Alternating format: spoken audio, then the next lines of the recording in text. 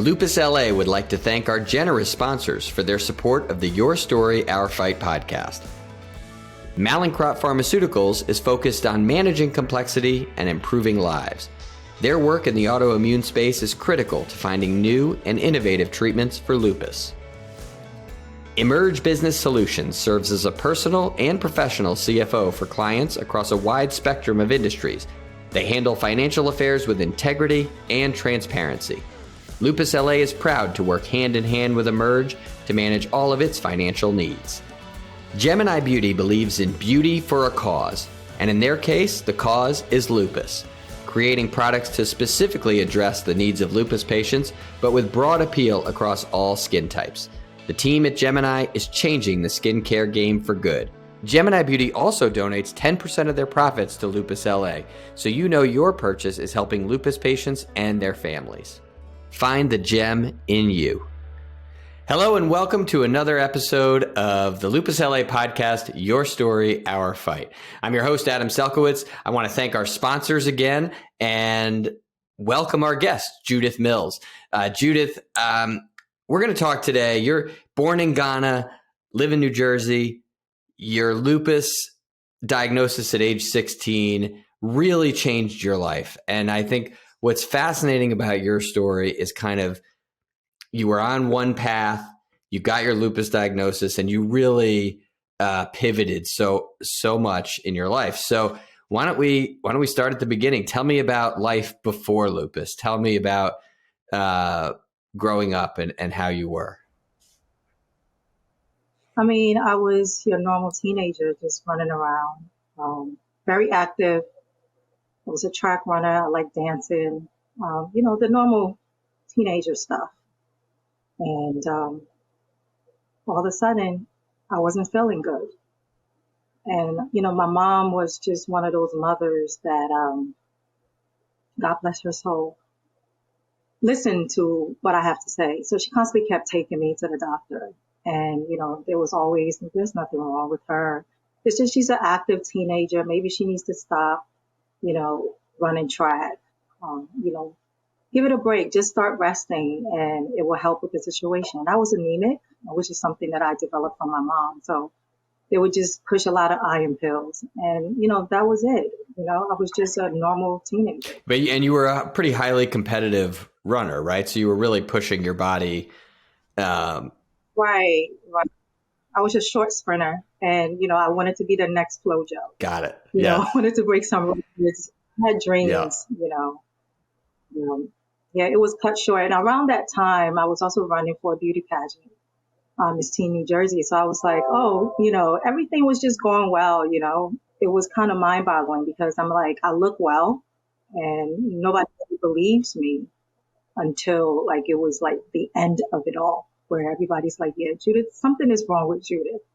Yeah. And so tell me, I remember, go ahead. Tell me that. I remember one day after during track practice, we have this thing called the UCLA drills. And right after I sat down, it's like I kind of passed out. And Coach Mack was like, Judith, what's wrong with you? There's something wrong with her. Because for a long time, my teammates would say things like, oh, I'm just looking for attention. There's nothing wrong with me. I'm always injured, and it was kind of depressing, kind of just living in this silent struggle where you look well. Nobody's really believing that you're not feeling well. Mm-hmm. Yeah. So this was you're 16 years old. Which doctor sort of zeroed in on, okay, this is more than anemia, more than needing some iron pills and some rest. Where did the shift happen? Ironically, it was around this time, October, getting close to Halloween.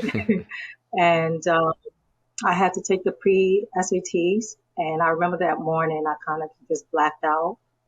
And my stepdad picked me up from the floor and was like, eat something, it's really important for you to take the pre-SATs. So I was like, let me get myself together. And it was right after that, that night, it was quite scary. My temperature was 105.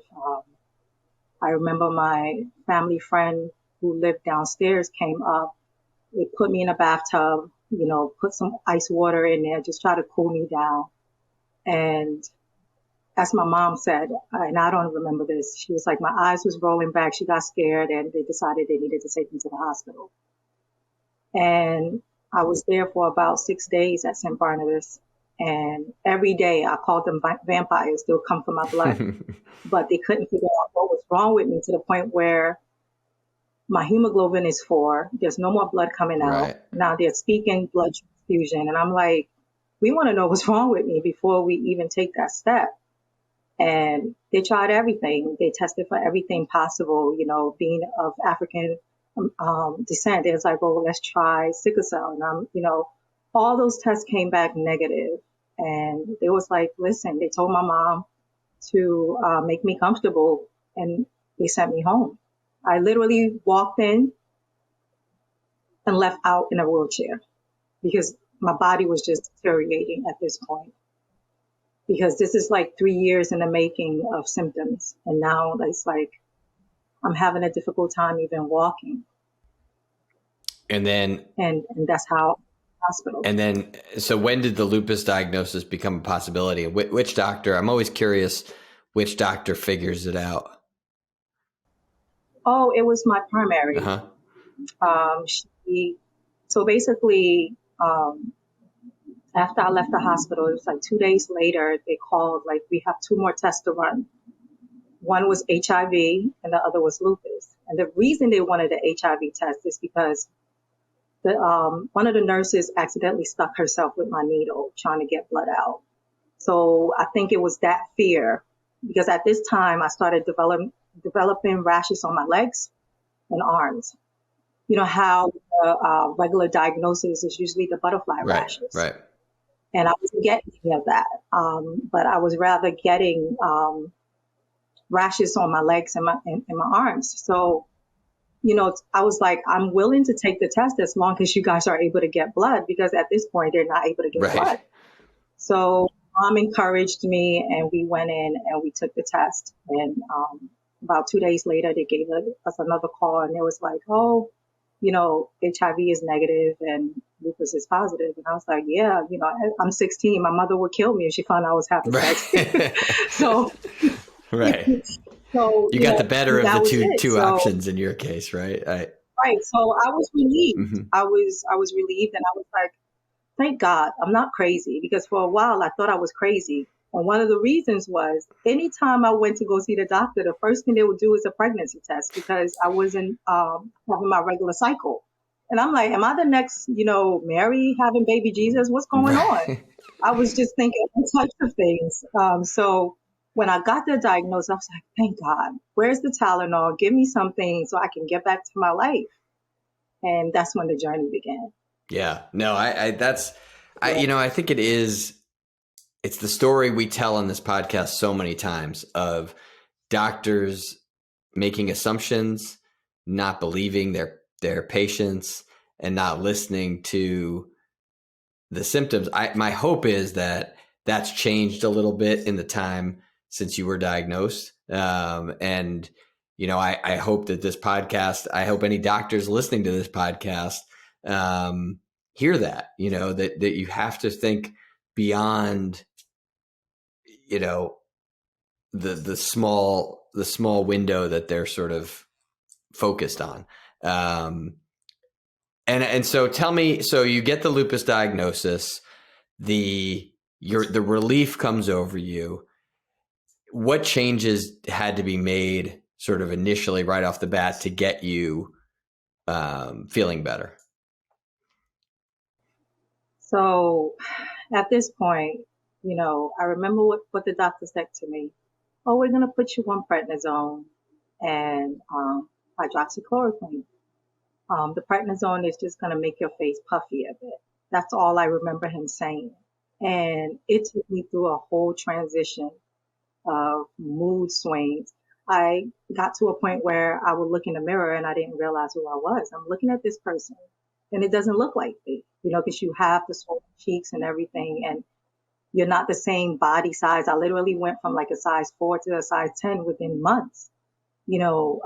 change of clothes. The lupus is a very expensive disease to have, change of clothes. And it's like, I'm just blowing up. What's going on? And then I just took to the internet at the time and I just started to Google and just trying to understand. And I always had hope because there was this one um, information that I read that, you can go into remission and it won't come back. So I was always hopeful, but that was not what my journey has been. It's been an up and down roller coaster for the past couple of years. And what happened in terms of your friends that sort of doubted you before on your track team? And did you have to stop running?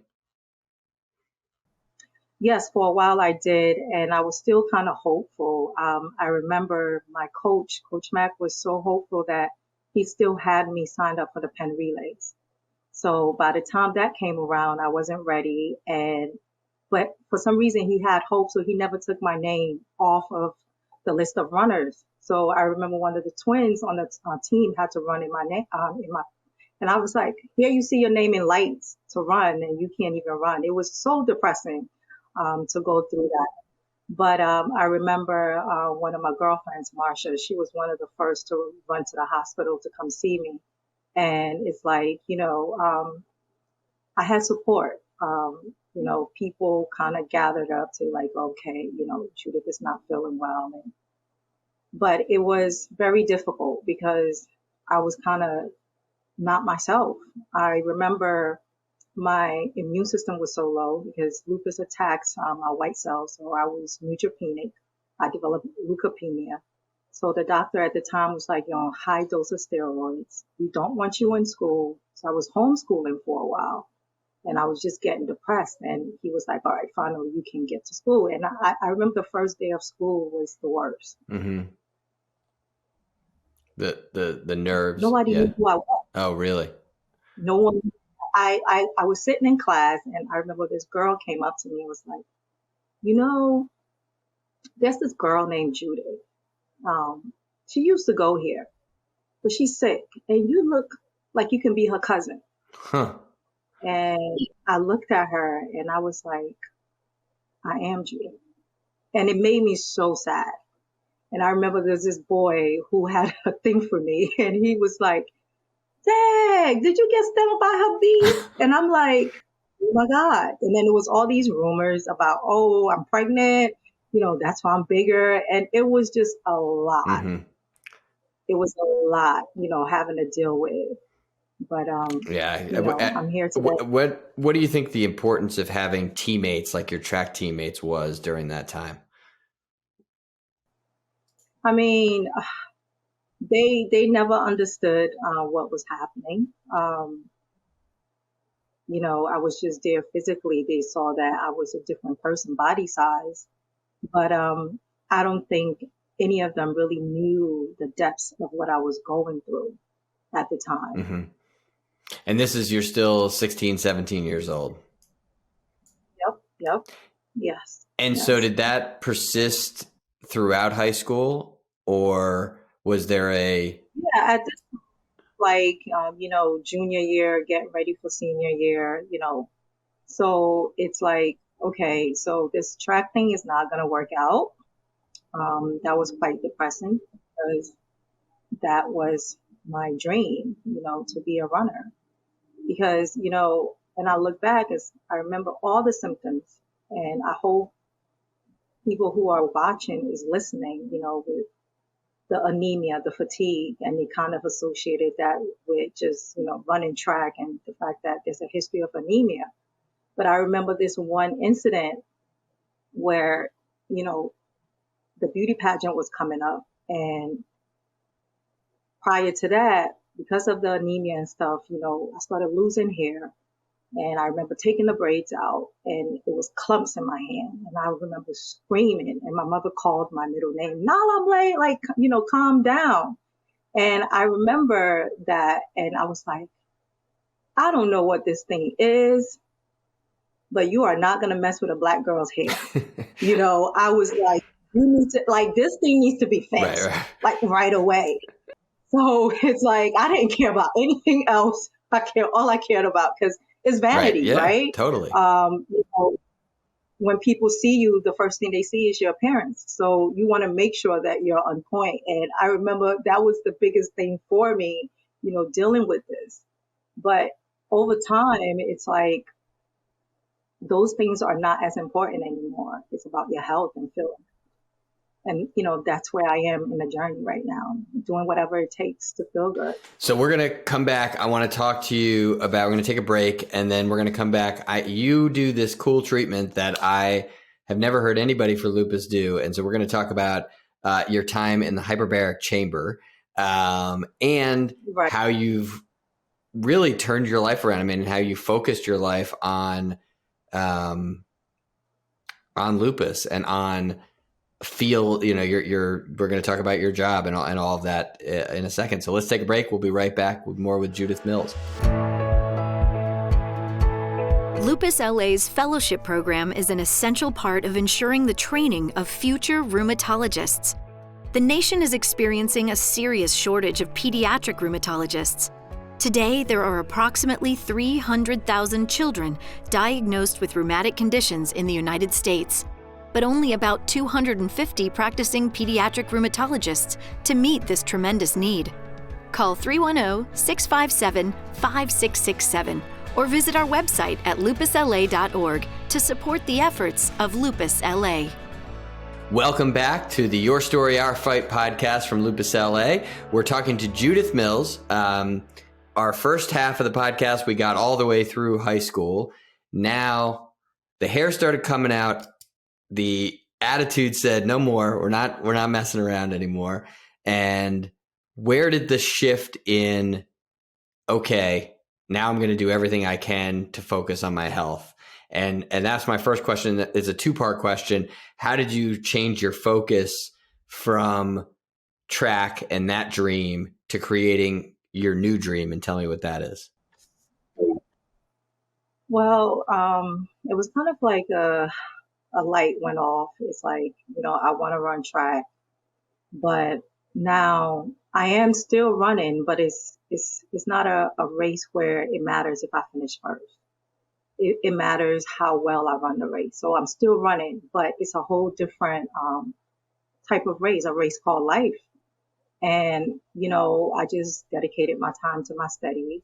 I originally wanted to be a surgeon, but that, I realized that would be too hard on my body. So, I was like, I can still stay in the health field. So I just dedicated everything to staying in the health field, but not, geared towards medical school to be a surgeon. And,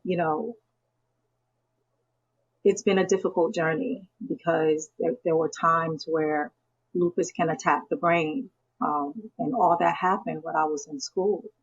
And I remember it all started with a panic attack. And, I had to take semesters off.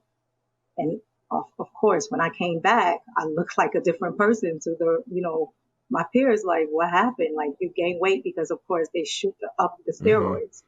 And, it was like, how do I explain to people what I'm going through? And at the time, I was a part of a leadership group where we do a lot of community service. I was like, I'll get this school and my peers, a lot of the sororities and fraternities involved with, raising awareness for lupus. And it just became a calling, to explain to people that this condition is real and you look like a picture of health, and it can happen to anyone. Because at the time when I was diagnosed, we didn't know whether it ran in the family or not. It just all of a sudden, it just onset. And sometimes there could be a genetic link, and sometimes, it just could be environmental causes, and a person can just develop lupus. And that's very scary. So I was like, I wanted everybody to know that it can happen to you, basically. And, the journey of awareness began as a student at Montclair State, as a freshman, because it was difficult for me to explain to people what I was going through, because it was a lot of chatter about, oh, she's so antisocial. Where were you in school? Was this someplace totally different than where you were in high school and a whole new group of friends? Yeah, there was a whole new group of friends, but there was one girl who I actually graduated high school with, Sanat. And so she knew. So when I was going through a hard time, she would like kind of stick up for me, like she's not well Hmm. at the time. Yeah, but it was difficult. And because of my immunity, my doctor made sure that I always had a single. And everybody's like, how does a freshman have a Right. single? Like usually we're all like bunked Right. It's together, the and dream. it's like made people curious. It's like, people were curious. It was like as if I was weird because I wouldn't like participate in everything that was happening on campus. It's because my body wouldn't allow Hmm. it. I was fatigued, so I had to just focus on my classes. So is that sort of experience, do you think, what has led you to now be a voice for lupus patients? Definitely, definitely. Yeah. I want people to know that, though, lupus is one of the diseases that's not spoken about a lot, you know, this is what lupus looks like. It looks like Hmm. me. It also look like you. Yeah. So, what a better representation than to, share my story about what living with lupus is like, to educate And so others. you're in the biomedical science field now, right? So how does that relate? How does the work you do relate to your illness? So, being a biomedical scientist and not being in a lab because I've lost dexterity over the years because of steroid use, it made me kind of shift my focus to finding alternative treatment. And I kind of owe that to my brother because in 2010, I remember they were like, they're tired of seeing what the drugs have done over the years because there's a lot of side effects. So they, kind of opened my eyes to look at other alternatives. I started seeing a homeopath, learning to eat better, knowing what my triggers were from food. And over time, with my background, I'm constantly researching Hmm. for other things besides medication.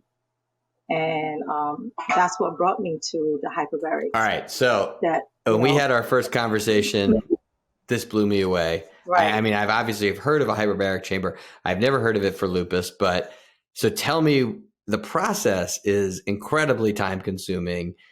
I know it was really hard to try to find somebody to do it for lupus, right? So tell me kind of what the process is and what your experience with it has been. Well, so I found out about it through a center called Rescue in New York, and it was just difficult for me to go to get the treatment there. But it was mostly electrical pulse therapy that my niece, who's a nurse, was talking about because she went and had a session. And at the time, they were giving free sessions for people to come try out. So when I finally got to it, the guy, his name is Felix, he was one of the nurses, and I was telling him about my symptoms, and I was telling him, with discoid lupus, you get lesions sometimes that don't heal. You put steroids and everything on it. He was like, I think hyperbaric would be good for you. Specifically for the So I started, discoid or for all yeah, of the for the SLE discoid, or just for the discoid? Okay. right? It was the discoid to help it heal. And so I was like, interesting. So I started to do my research, and I found out that, hyperbarics is used to treat non-healing Hmm. wounds. So I was like, the light went off. I'm going to fight for this. So I spoke to my doctor. He spoke to another doctor. And I remember I kept calling a few hospitals. It was like, no, we won't. You have lupus. No, we won't. You have lupus. You're not diabetic. You don't have any injuries from chemotherapy, the Hmm. normal stuff. But as I kept reading more, I realized that, it also falls under anemia, and these are conditions that I also deal with. But to try to get insurance to approve it was quite difficult.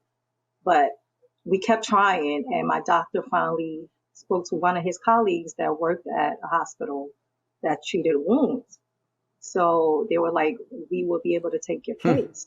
And I was excited, to see what can happen. And I remember after the first treatment, I felt like a new person. I felt like I was in high school again before all this lupus came about.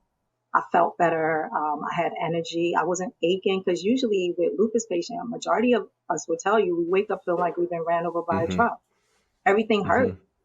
And I wasn't feeling that way. And I was like, wow, like I came in here for one thing and this is what it's doing for me. And I was like, wow, I was so excited. And I just wanted to tell everybody about it. I remember I called a few friends who have lupus and I was like, yo, you need to try this. Like this really makes you feel good. And how long did it last? Of course, the downside. It lasts for months. It lasts for months. And I think it was like 3 months in. And then I started feeling symptom here and there. And I wasn't even done with treatment at the time. So then I went back in. So I've had a total of 16 treatments. And you go into the hospital, explain the process, because it's not, you can't go to your local neighborhood store and get hyperbaric treatment, right? So it's a process, right? Right. I mean, centers, they have these spas but those spas use soft chambers, like kind of like the ones that LeBron James gets into after he finishes practice to rejuvenate. But it's a hard chamber, and only hospitals usually have those hard chambers. So it's a process. You go in, they have to check your heart, check your lungs, because the average person only breathes 20% oxygen. When you're in the chamber, you're breathing 100% oxygen. So you got to make sure that your lungs can take it and that your heart is strong enough. So I don't think majority of lupus patients would be even able to qualify, especially if they've had, certain organs such as their heart involved or lungs involved. But so I went in and they saw the case. It was like, yeah, this definitely can help. And, that's how I was able to get it under non-healing wounds. But you're in the hospital for a period of days or weeks, right? Yeah, I was in there 3 weeks the first time. And then I kind of maxed out with insurance because you're only supposed to be there for a certain amount of days in the hospital. So then, they were like, when are you coming back? And I'm like, I'm feeling good, After the first couple of treatments, let me just live my life. And, I was kind of gallivanting all over the place where I'm like in DC visiting my family, in Connecticut, because I had a speaking engagement there to talk about, cannabis and how it helps with autoimmune conditions.